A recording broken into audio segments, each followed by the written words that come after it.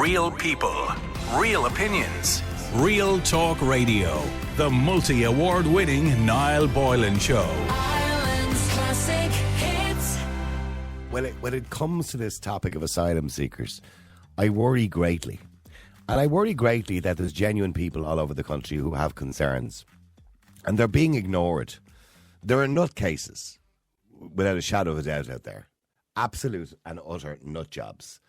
And those nut jobs, a lot of them are racists. And some of them take it to the extreme with both their comments and their actions. But then there are those who are genuinely concerned and they believe, listen, we just cannot have any more refugees in this country. I'm concerned about the people who are coming here. Not all of them. Some of them are very genuine people. But I'm concerned about the identity of many of them and who they are.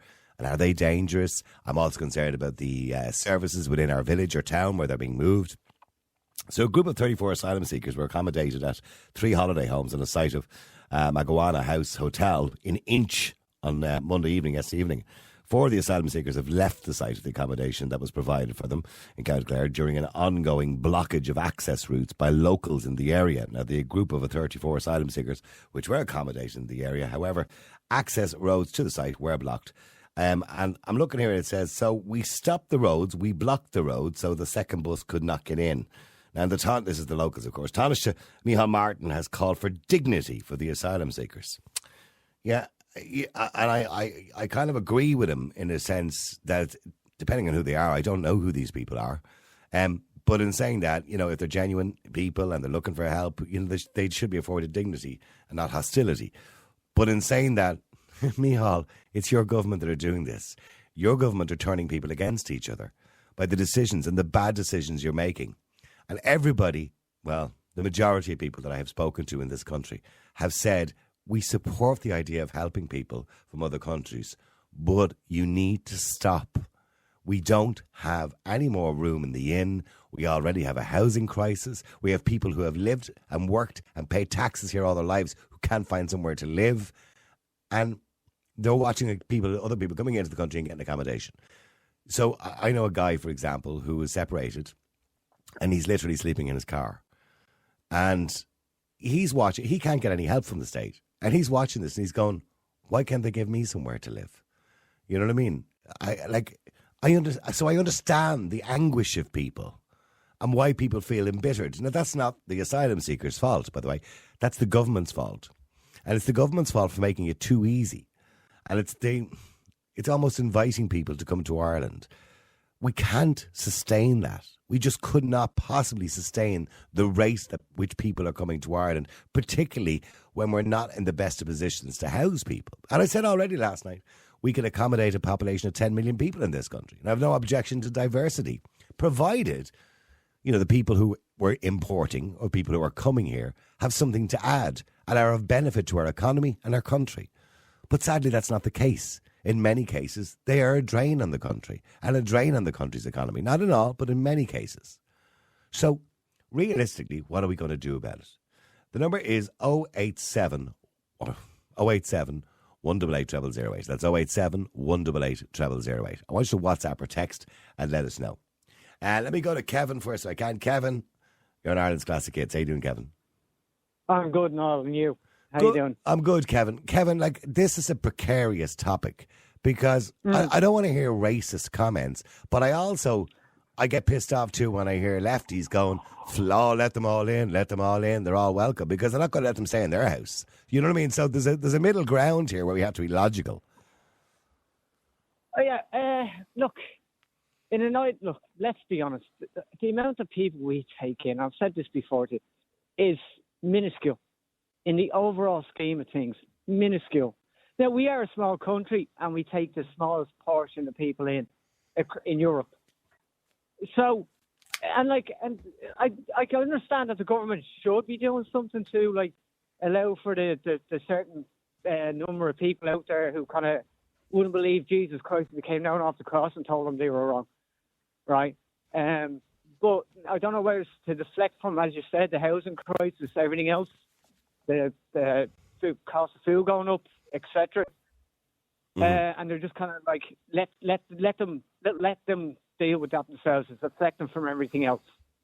I'm not disagreeing with what Micheál Martin said when he said, allow people to, get in there with dignity, and, people blockading roads.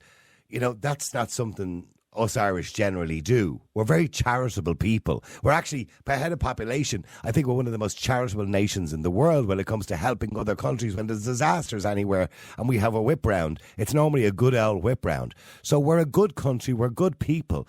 So why are good people doing things like this unless they've been driven to it? And they are being driven to it by a government that is dividing people. Because as soon as you stand up and say, I think there's something wrong here and we need to approach this differently, you're called a right-wing racist. Look, it doesn't matter what country you go to. There's always that portion of people who are going to do exactly what's going on over here. You can't stop it, right? And it's a race to the bottom. It's a race to the bottom. Like, if there's a lot of people, I'm not saying them all, right? I'm not tearing everybody with the same brush. But there are people out there who believe these people are getting houses, cars, you name it, all for free as soon as you step off the plane, the boat, whatever it may be. Yeah, that's clearly not the case. And Tracy's second cousin from Tour, told them that, and it's true. Yeah, and they believe it. The girl on the Facebook I said it. Yeah, I know. Yeah. They believe some quack over the internet. But those urban myths have been going on for as long as I've been working on radio. I can remember that back in 2002. The African that came to Ireland and was given, the garage owner that said the African chap came into him and he wanted to buy a car and it was €3,000. He says, I'll be back in 20 minutes. And he arrived back with a check from the social welfare. Now, I've been hearing that story. And you know what I did many years ago? I said, look, if this story is true, I challenge the garage owner or the person who knows the garage owner to come on the air. I will pay you to come on the air and I give you 3 hours of airtime if you do prove it. But nobody ever took me up on the challenge. It didn't happen. It just didn't happen. Yeah. No, it doesn't happen. And it is a certain degree with it. Some of these people, right, I'm going to be honest, it's a race to the bottom. And not a race to the bottom. It's a race to it's why they're going to get all our free stuff. Why are they getting all our free stuff before we do? They're going to get off the plane. But is there any? And that's what it is. But is there validity? But is there validity in the argument? And I mentioned a few minutes ago, a mate of mine who's sleeping in his car, right? Because he's separated and he's going to end up sleeping in his car for a couple of months. He doesn't mind. It's summertime. Anyway, but he's saying, I'm not entitled to that. And he's been down to, the social housing place. They put him on the housing list, all that kind of carry on. He's not entitled to a bean, right? And he's not earning enough money to rent somewhere. But yet he sees other people being accommodated from other countries and it pisses him off. And I understand why that would piss him off. So is there validity in the argument, why don't you look after our own argument? Is there validity, any validity in that argument? Well, hang on. When have we ever looked after our own? Before? When have we ever? Before the first immigrant came off whatever mode of transport he made it to here, we weren't racist. But we are now. But we never looked after. But hang on. Well, wait, when you say we're racist, really did. But when you say we're racist, right? There's clearly, when you look at some of these protests, some of these are loonies and they're racist. There's no doubt about that. But the bulk of these people who are protesting or who are blockading roads, I don't believe they're racist. I believe they're concerned. I find it hard to believe that that the majority of people secretly don't have a little bit of racism in them. And you see a bunch of coloured people or certain ethnic people in a group, and you kind of go, to themselves. Seriously. And then they'll tell you all day long, I'm not racist, but serious, in private, I doubt that. Right? Hang on. I'm probably I'm probably include myself in that. What they do is... I'm not going to lie to you. Well, there's a bit of ignorance in that as well, right? But what they do is, I don't necessarily believe it's intentional racism. I believe it's a case of, well, I'm Irish, I live here, I pay taxes here all my life, I'm entitled to more than you are. And that's their view. Now, if you want to call that a racist view, call it a racist view, but I suppose it's more of an entitlement view, isn't it? Well, look what we did. Hang on, and I know this. You've heard this a million times. We infected, what's the word? Invaded. That's the word. Yeah. We infested the globe. There isn't a country where we're not known. Yeah. Well, and why did that happen? Because we were ruined as a country. Why? Because we had the famine drought or whatever. And what did we do? We weren't wanted anywhere. But look at us now. So we can just randomly turn around and say, okay. And by the way, I'm not denying that. You know, if all you've got to go to America is, you know, if you spit somewhere, you'll find an Irish person, right? But or Australia or whatever it happens to be. But the argument people make is that's not a fair analogy. That the Irish didn't go to, and by the way, this is before the visa laws came in to America and most of the countries. We don't do it now because if we did, we'd be put in a plane and sent home again. But in saying that, they didn't have social welfare systems. They didn't have housing assistance. So in other words, it wasn't costing those states, be it America, Canada, Australia, wherever it happened to be, it wasn't costing them any money. You know, they were trying to track us down and chuck us out, all right, but it wasn't costing them any money. Whereas this is costing money, and it's costing taxpayers money. Now, we do get some money from Europe, you know, for every asylum seeker we take in or everybody we help and every refugee we help. But in saying that, it doesn't cover the bill, and the bill is billions. Yeah, no, I have no doubt it does cost money, right? Imagine how much it's costing if hotels are getting, at the moment, just international protection alone, right? There's 400 or 500 people on the streets, roughly, right? The other 20,000 or so international protection are either in hotels or accommodation. That's being paid for by the state at probably 200 to 400 quid a night. That's not including food. That's not including the allowance that's given. That's just the cost to the hotel owners, who are making out like bandits on this, by the way, can I just point out. So, and that's not including Ukrainians. Now, of course, Ukrainians and everybody are welcome because, of course, they come from a war-torn country.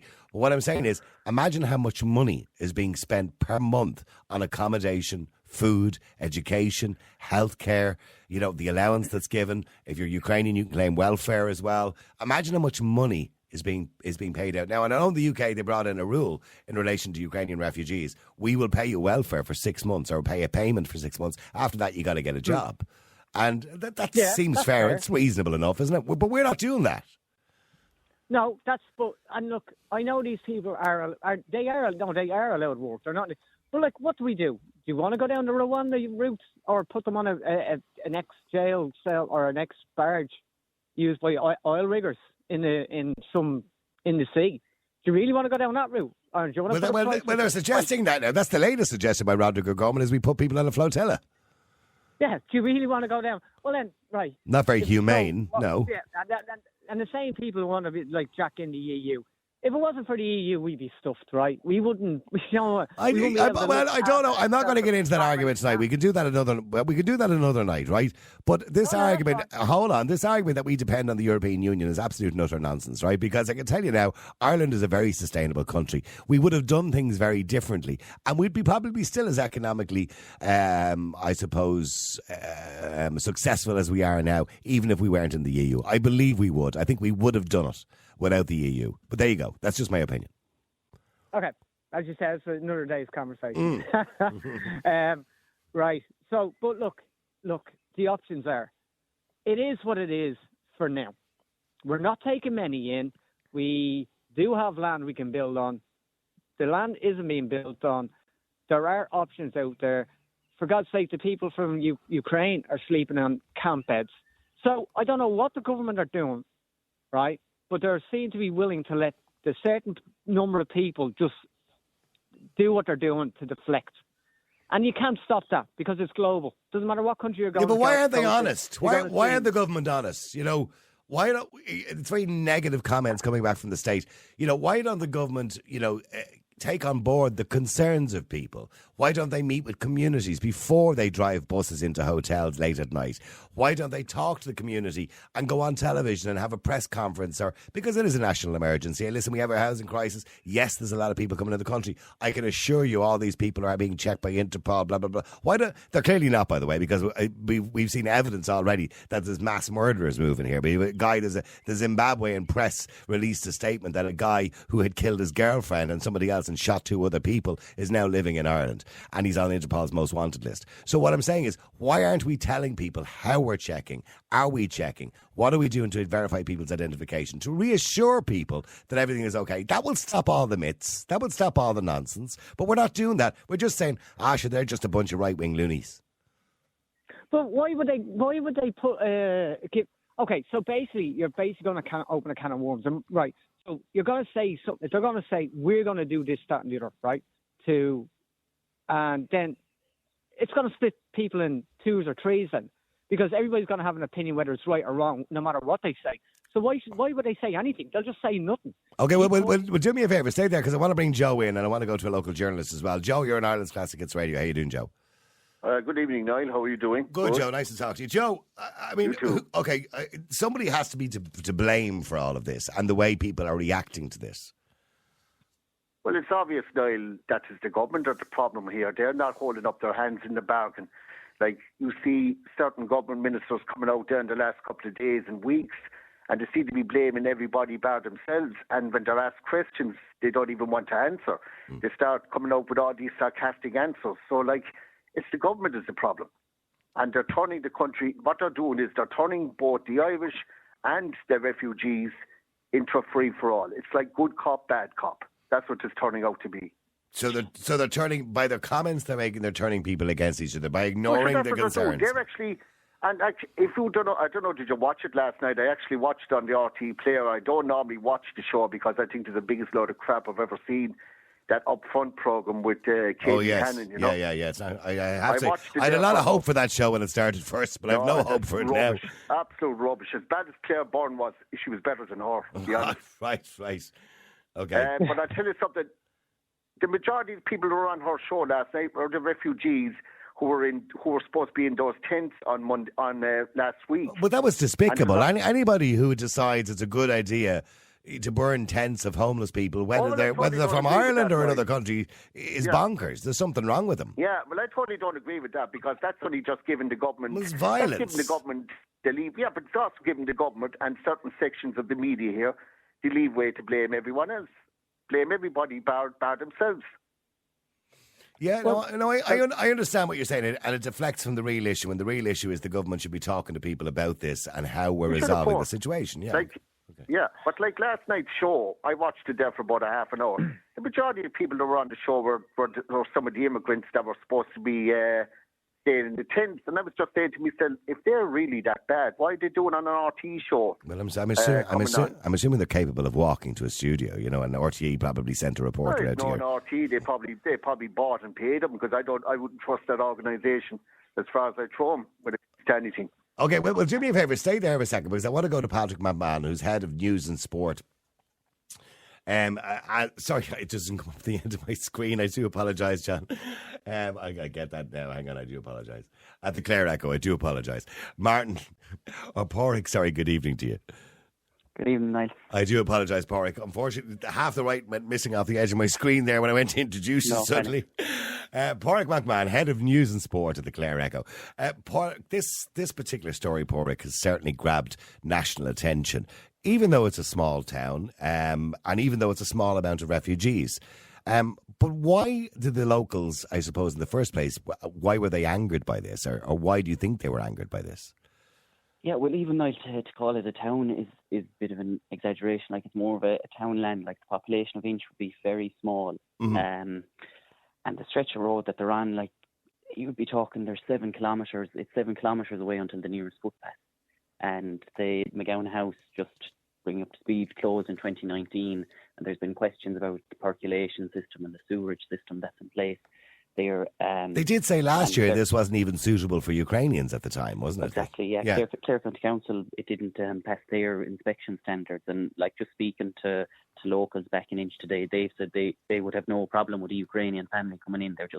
Or Ukrainian families, it's just the volume of 69 has kind of caught them on the hop, as they put it themselves. Like, it first emerged last Wednesday when we did a report on our website that 69 people were to be housed at McGowan House. They had a public meeting then in the Kilmaley Inn on Friday evening where there was strong local opposition voiced it. And then a bus pulled in yesterday with 34 male asylum seekers to Inch with no forewarning or advance notice given to Inch residents. And then that's how the blockades have emerged. It's a small slip road to get to McGowan House. You turn right on the way to Milltown, Malbay and Kilmaley. So there'll be a lot of traffic from people from that part of West Clare would be coming in to work in Ennis and Limerick and where not. But the slip road then it can be blocked at either side, which they have done, which is just a tractor at either end. And locals are working on 2-hour and 4-hour shifts. There's rotas in place, and they've said they'll stay as long as it takes, because they're quite fearful another bus could just land at any moment. Now, I know the local TD there, Carl Crowe, was due to meet the Minister for Integration, Roderick O'Gorman, to discuss the issue, to find out, did anything come of that meeting, or did they actually meet and make any decisions around that? As far as I know, there's been no progress. Even Senator Roisin Garvey, who'd be from the Green Party colleague of Roderick O'Gorman, she came and she met with locals yesterday evening, and she was talking to them, and she was kind of trying to defend it. And then by the end of her argument, she kind of said, "You're right, I need to go and talk to him, and this isn't good enough." And approximately 8 of the 34 refugees that arrived yesterday evening have already left. I seen the photos. Mind you, Alan O'Riordan put up a tweet with a picture of 4 people with all their bags walking, and he said we should be ashamed of ourselves, talking about the Irish. And the comment, I don't think he expected the reaction he got under his tweet. Most of the comment didn't really have a huge amount of sympathy, because what it is this idea of just writing everybody off as some sort of right-wing racist once you object. People have different reasons for objecting. You know, one would be there's not enough services in a town. One would be they could be objecting on humanitarian grounds, that they don't believe it's suitable for human beings to be living in. But it does look like the government are making bad policy decisions here, which is dividing people, and it's turning, it's kind of turning into an us and them situation. Nobody wants to see that. No, and Niall as well, just a couple of months ago, I think it was January or February, similar, but not to this extent, in Shannon, in County Clare as well. A unit in the Shannon Industrial Estate was going to be turned into an accommodation centre. The plans are still progressing, but similarly, the Department of Integration, there's just been a vacuum of a lack of information, which creates misinformation, and that's the cause of the problem. There's not enough consultation for the local communities in terms of what additional services will be put in place in terms of public transport, in terms of GPs. I was going to say local services, and the idea of meeting with a community beforehand, or meeting with local representatives to pass on the word to the local community, maybe in the town hall in a meeting or something like that. It seems like a million miles away. I think what upsets people of this doing things in the cloak of the night, or the secrecy of the night, and buses coming into rural areas, who you rightly say might only have one GP, one small 2 classroom school, very small supermarket or something with very little resources in the town, one local pub, and that's about it. And you can't just suddenly increase the population by 100% overnight. You just can't do that. No, and that's their concern now. Like they've no problem if the number was lower. It's just 69 puts a bit of a strain on everything. And McGowan House was a 3-star hotel. They said there's 19 rooms there, but that wouldn't be accurate as well. I can only imagine what it looks like inside, by the way. Unit, and then there's like, to describe them, they'd nearly be kind of like 3 holiday homes then, bit to the left of it, and they've just been stacked with bunk beds as far as I'm aware. And now, speaking to the men themselves, they said they're happy with it, but those guys were living in City West for 4 months, and they were pushed, again, that from speaking to me earlier on, they were just told you're going on a bus, and they didn't know where they were going. See, it's no way to treat people either. I mean, look, if we're incapable of housing people, which clearly we are at this point, we were already in the middle of a housing crisis before the war in Ukraine happened, and that obviously put pressure on our system. And now we have, an increase in the amount of people seeking international protection. We've currently over 20,000 people in direct provision. I remember being aghast going back about 5 years ago when we had over 5,500 people in direct provision and we were complaining about it. Now we have over 20,000. There's a limit to what we can do. So why do you think, and I'm sure local people have been talking about it, and as everybody has, why do you think the government are unwilling to cap numbers or to say, listen, because Leo Varadkar did hint at it going back about a month ago. He said basically there was no more room in the inn. So why do you think that there's no urgency to stop this from happening or to limit this? Well, it's hard to know, but what's equally frustrating now is that they just don't seem to be learning their lesson. As I referenced the Shannon example, like there was a lot of furore over the lack of information, and then again they've done the same thing, no information. And we've seen other examples in different parts of the country. And like Micheál Martin came out today and said something along the lines that they should take down the blockades. And he called for dignity for the asylum seekers. And by the way, I understand that sentiment, because it's not the asylum seekers' fault either. As you rightly said, they were just taken off, put into a bus in City West and sent down there. So it's not their fault either. But the government need to realise, and I think it doesn't, an Egypt could realise at this stage, that it's the government's decisions and their method of doing things that are turning people against each other. Yeah, and again, as we say, the government, like Micheál Martin said that, and then one of the Inch residents that lives directly adjacent to McGowan House said, well, Niall Martin has never come down here and seen what it's like. And seen, like, the 69, there's not 69 there at the minute, and the number could go down as far as 62 according to management in McGowan House. But it's a road, the slip road that leads to McGowan House. I've seen it on the news. Two cars, the middle of nowhere. Can't pass, stop, and it's a nice walk to do for a loop. But it's just, if those the men, like, they don't have cars, they were bussed down. If they have to walk like 8 miles or 8 kilometres into Ennis, which is, as what they said to me, it's an hour in, it's an hour back, and they're crossing Inch Bridge, which is very, it's a dangerous bridge in terms of drivers. So, if you throw a couple of pedestrians on it as well, it's just they're not familiar with the area. And as they said to me, we didn't have a choice. We were just put down, and And I believe, by the way, there are concerns as well over the building's fire certification. Now, not just the sewage system, which you mentioned already.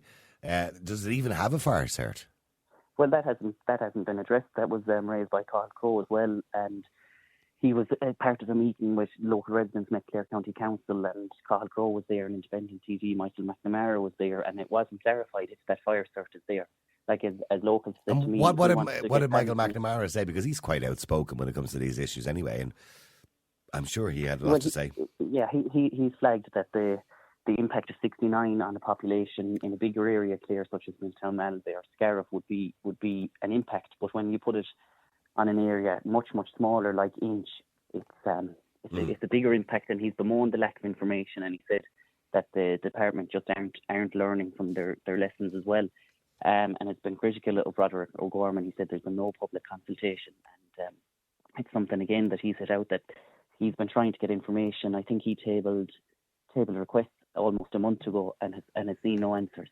So he's asked and he's put in follow-up requests. He said, they've received absolutely no information. Well, it looks like for the individuals and the men that are there at the moment, I imagine they're going to be back on a bus and back to Dublin again within the next day or two, because I don't think that's going to work out too well for them. It was just a really bad decision, and it's bad decisions like this they're making all over the country, not just in Inch and not just in Ennis and Clare and Shannon and everywhere else. They're making them everywhere, it seems. There's no end to the bad decisions they're making around this whole issue. And it's easy, I suppose, to write people off all the time and say, they're only right-wing protesters. That doesn't answer the question. Yeah, and that's one of the, I suppose, unfair consequences that we see when it's areas like this, that the people of Inch get labelled with various tags and stuff. And they're decent, hard-working people. Anyone that has been back there today or in the past would have seen that. Like, and as they said to me, they said, we've fundraised. We did Churchgate collections at the time of the Ukraine war, at the start. I said that about, I was talking to Kevin, one of our callers there about 20 minutes ago, and I said the Irish, this idea that the Irish are bad people or we're not welcoming and we don't treat people with dignity and humanity is nonsense. We're probably the most generous, charitable, per head of population nation in the world, because anytime there's a disaster in the world, we give very generously. So we are good people. But unfortunately, we're seeing a lot of hatred at the moment. We're seeing a lot of people burning tents, which is unbelievable, horrible thing to do. We're seeing a lot of badness in people at the moment. But I think the government are bringing out the worst in people by the bad decisions they're making, the bad policy decisions they're making. Thanks very much. Sorry. Like, as you can say, like, they're good, honest, decent people, but like the Irish people are nosy as well. So when it's like, just say for argument's sake, a housing estate, if a new neighbour comes in, people are dying to know him and they're curious and everything. So when you land a high number of people in, they're stunned, and there's a sense of, like, the word they say to me is fear, because it's just a fear of the unknown which kind of exists when this happens, and it's just, as it's like when you get a new neighbour. But I mean, it's like when you get a new neighbour, there's a fear of the unknown as well. But all of a sudden, when you got 60 new neighbours, well, it's a bigger fear, particularly if you live in a rural part of the country. But listen, Padraig, thank you very much indeed. Thank you very much indeed, and I appreciate you coming on the air and talking to us. Okay. Padraig McMahon, who's head of news and sport at the Clare Echo. Let me go back to Kevin very quickly, and I'm going to come to another Kevin in a second. Kevin, you've been listening to a reporter who's been there, and seen what's going on. It's a disaster. Kevin, can you turn down the radio there? Good man. Okay, we'll come back to that, Kevin, in a second. Unfortunately, he decided to listen to the radio instead. Kevin number 2, how are you? Good evening, Niall. Thanks for having me on there, and isn't it great to see an abundance of Kevins on the radio at the same time? A lot of Kevins. But, yeah. Yes. No, I was talking to your researcher there, and I just said that I felt that it is actually the government's responsibility, because they were irresponsible putting out a tweet in 5 languages saying that come to Ireland, you get a house within 4 months. Now, if I may, I was actually on your programme a couple of years ago, and I spoke about Ireland signing the Global Compact on Migration. And this was signed by Charlie Flanagan in Marrakesh back in December 2000. Oh, I actually remember you talking about that, Kevin. Yes, I do, yes. Yes, and believe it or not, even before that, I was on talking about the Marrakesh Political Declaration, which in June of that year, you know. So I've been hiding under a rock since, by the way. But what this has done is actually placed international obligations on this country, and I think you can see the problems actually as a result. Well, the government are arguing that they can't legally say no. I don't buy that. Neither do I. I think what's happened is that, unfortunately, as we're going forward, you have the union of these NGOs, such as the World Health Organization, the UN, and the World Economic Forum, that we're getting a world of their making. And because this country is one of the most indebted countries in the world, to my knowledge, the national debt of this country is actually greater than that of Russia, with a population of 144 million people. Well, that was because of what happened in this country in 2009 when we bailed out bondholders, yeah. Yes, so whoever controls the debt controls the narrative, and I think that's the problem, is that the government is being told to do this.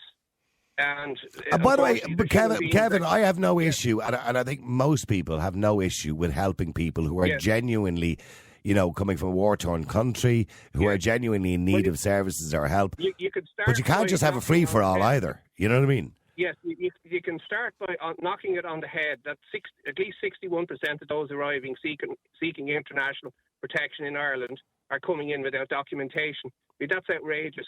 I think the figure is actually higher than that, but however, yeah, go on. I would say it is. I'd say that was quite a concern. Well, didn't the Irish Times do a piece there recently that people that were coming in via plane, something like 80% didn't have any documentation? They had no passports. Disgraceful, and unfortunately this is where you need people within the system to actually whistleblow about what's actually going on here. Because as I was saying to your researcher, if I may, earlier on, that in the year 2000, the number of foreign-born living in Ireland was around 3%. It is now up 18%, not in taking into account illegals. So, but again, Kevin, I want to say to you, well, hang on, let me just finish what I want to say. And I mentioned this to somebody last night. I'm old. When I say I'm old, I'm 59. I'm a conservative. You sound like you're a bit of a conservative yourself, right?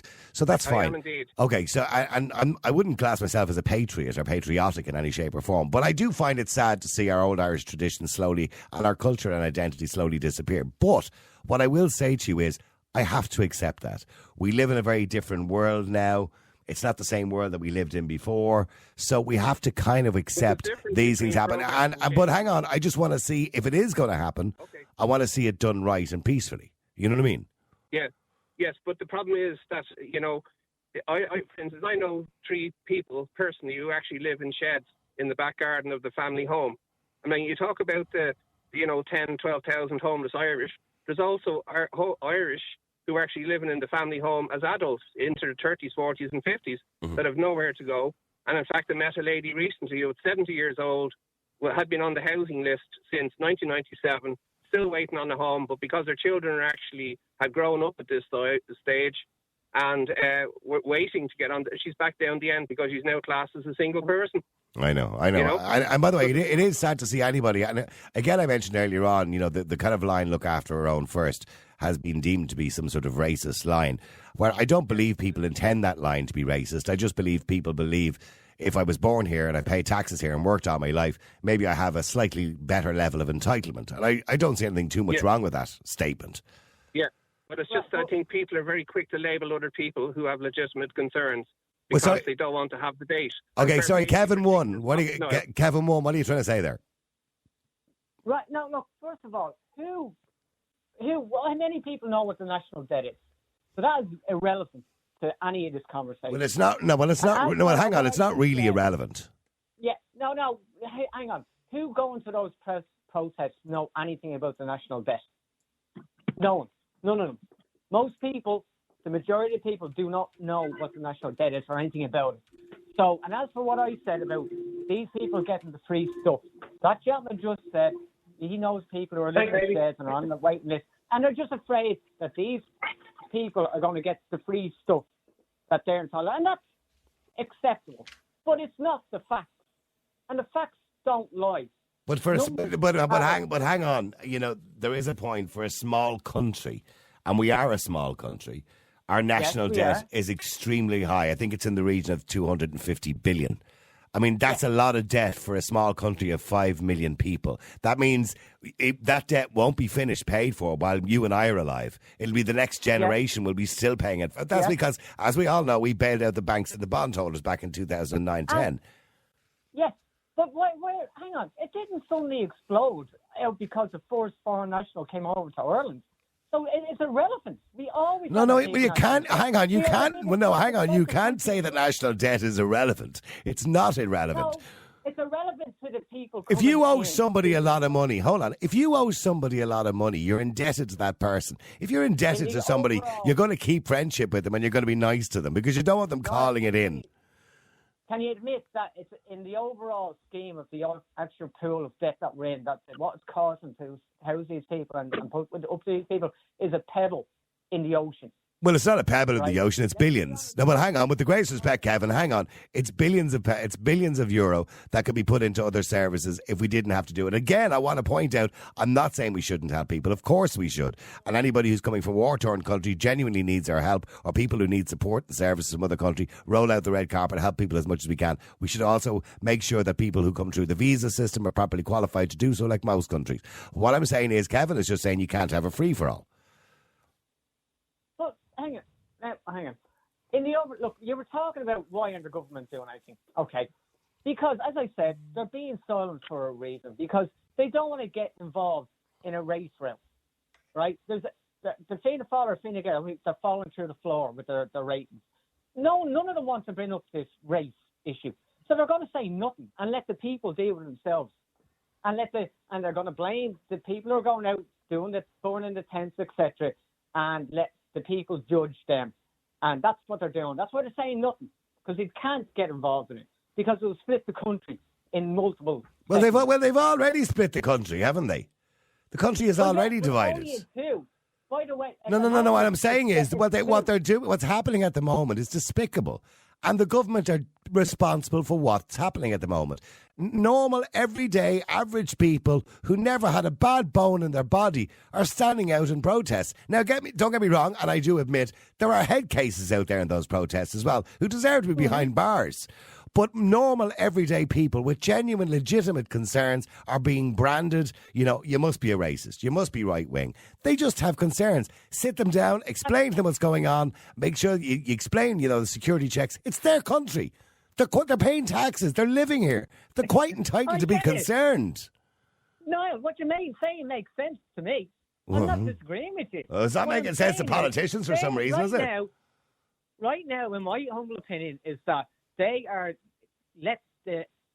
what we would consider what people would call these people who are doing the burn attempts. They would call them.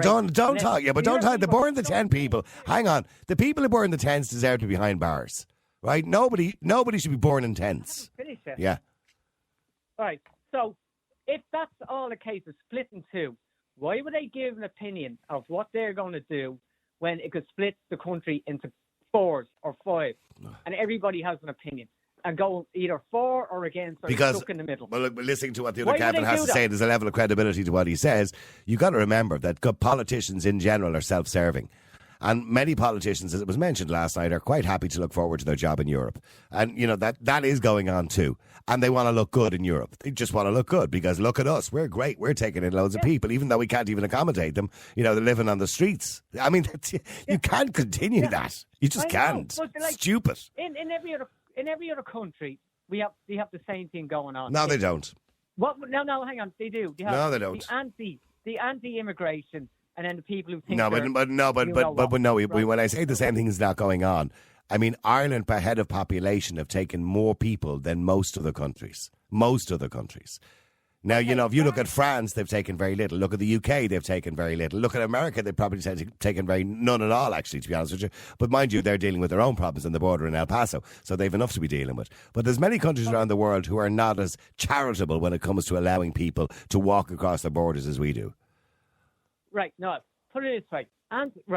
Do you know of any other country, bar the UK, who've actually said to their country, this is what we're going to do with asylum seekers. Bar the UK. Australia. And look what happens there. And look Australia. Look where it's got them. Australia, Canada. By the way, there's hardly any countries in the world where you can walk across the border with no passport, get off a plane with no passport, and be expect, to get a payment, somewhere to live, and the promise of a PPS number. There's very few places in the world you can do that. Niall, no, there's a difference between asylum seekers and economic migrants. Economic migrants move. Absolutely, I couldn't agree with you more. Couldn't agree with you more. That's what Canada and Australia do. You're an economic migrant. And if you want to be if I arrived in Canada or Australia tomorrow with no passport as an Irish citizen and said, listen, things are not going too well in Ireland, there's no jobs over there, there's no housing, so there is a bit of a crisis here at the moment. You know what the Australians will do with me? Put me back on the next Aer Lingus plane to Ireland.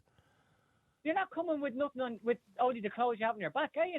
It doesn't matter. They put you now. You'd be put on a plane and sent home again. I'm just saying to you, when people are genuine, and I've said it a million times, because I don't want people to think bad of me, I believe they should be helped and supported. If somebody's coming from a war, if somebody's coming from a crisis where their life is in danger and they can prove that, absolutely help them as much as you can.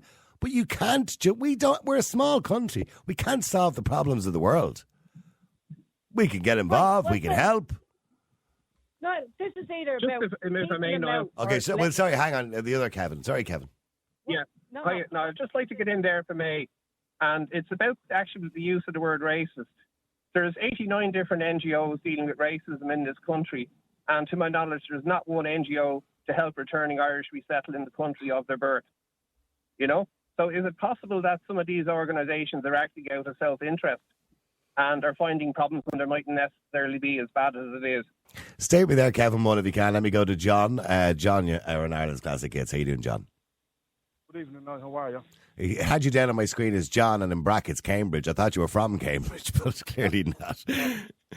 So, John, go ahead. What do you want to say? I think we need to stop this Mother Teresa Act. Move your phone closer to your mouth there, John, if you can. I think we need to stop this Mother Teresa Act. The Mother Teresa Act, yeah? Because, at the end of the day, right, our own people into the country unvetted, yeah? It's hard to hear your line, John, whatever way you're holding your phone or... Hello? Yeah, can you hear me now, yeah? Yeah, I can hear you now. You're obviously on speakerphone, were you? Okay. Yes, my opinion is, right, we need to stop this Mary Poppins Act and look at the bigger picture, right? What's the bigger picture? There's Irish people who are suffering financially. Absolutely. And yes, that's a little bit of whataboutery, but isn't it? Do you know what I mean? No, not really. Because, at the end of the day, right, why are we allowing people into the country unvetted? But not everybody is unvetted.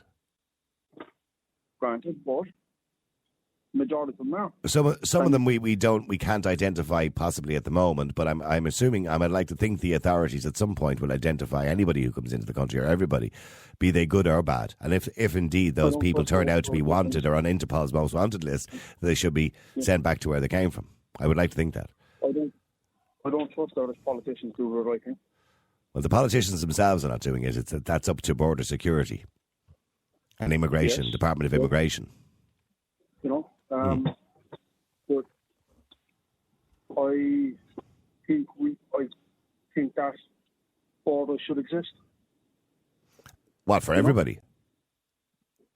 So what about Ukrainian refugees? Should they be allowed into Ireland? I'm a bit kind of puzzled about that one because you're puzzled about it. So what we do? Just abandon them in a country that's been bombed to bits? No, not abandon them. Well, what do you want to do? The question I'd ask is, if you look at most of the Ukrainian men who come to the country, if they really care about their own country, sorry, because Ukrainian men are coming to Ireland. I'm gonna be totally honest with you, John. I said this before on the radio, and I don't mind admitting it. If I was living in the Ukraine and I was married with 2 kids, I'd be leaving the country. Yeah. I'm not staying and fighting a war. I blame the system. No, go back to go back to your comment about Ukrainian men coming to Ireland. I understand that the Ukrainian government suggested that anybody between 18 and 60 should stay and fight for their country. But I can tell you now, if that happened in Ireland, Micheál Martin said everybody between 18 and 60 should fight for their country, I just feel about fit into the category. I'm 59. I'm leaving. I'm not staying. I'm not fighting any war for anybody. I'm not losing my life for somebody. I'm going with my family. I understand that. Yeah, okay. So that's why there's Ukrainian men in Ireland. Get over yourself there now. All right. Okay. I'm chastised. All right. But my opinion is in general that we should be looking after our own first. Oh, yeah. Look, John. We spoke about that particular cliche earlier on, and I have no huge issue with it, apart from when it's used in the manner it's used. Okay. So who should we help in your opinion, John? In your humble opinion, who should we help? Nobody. Nobody. Well, I wouldn't believe in not helping everyone, but I believe first and foremost you should look after your own. Oh, I know you said that already. Okay, so forget leaving aside our own for the moment, right? Okay. And I'd like to think, generally speaking, we do look after our own. Generally speaking, people will always slip through the cracks. But when people come to Ireland who are coming from Syria, who are coming from countries where their lives may be in danger because of corrupt governments, do you believe we should be helping them? Or should we just put them on a plane and send them home again? No, I Jeez, think I if can they bluff want to a come to the stone. country and work, then I have no problem. They should be allowed to come into the country and work. I said if they want to come to the country and work, Okay. then I have no problem. Okay, so and it's like would you agree with me then? If they come in as an asylum seeker, we should give them a PPS number and let them work. They can work. If they want to work, I believe that they. Okay, well, I don't necessarily disagree with that. Well, some can, Kevin, some can't. It's only for 6 months, I think. They get a temporary PPS number, and they're only allowed to do certain jobs, which is a bit silly, to be honest with you, because some of them are very qualified people. Unfortunately, they're not allowed. Their qualifications are not valid in this country. Sorry, Kevin, what did you want to say? No, am I under the wrong impression now? I'm happy to say I'm wrong when I am. I thought they could work. They are legally allowed to work. Asylum seekers said they can work for 6 months, as far as I know. Yeah, so they can't work. So I'm just saying what that lad said, that if they came to work, but they can work, yeah. Yeah, they can work. But mind you, but hang on, the jobs they're allowed to do under that particular temporary PPS number that they get are quite limited. Like, you can have a qualified doctor or school teacher, and they're not allowed to be a doctor or school teacher. Now, that makes sense. No, yeah, of course, yeah. No, but I just thought, I wasn't completely wrong. So that gentleman's point, I think he's kind of, there's no turning the corner for him. Real people, real opinions, Real Talk Radio, the multi-award winning Niall Boylan Show. Ireland's classic hits. McCarthy Insurance Group, serving the community for over 70 years. For home, farm, motor, life, health and business insurance, log on to mig.ie or free phone 1800 50 11 11. Probably your best call in 2024. Charles McCarthy Insurance is trading as McCarthy Insurance Group, is regulated by the Central Bank of Ireland.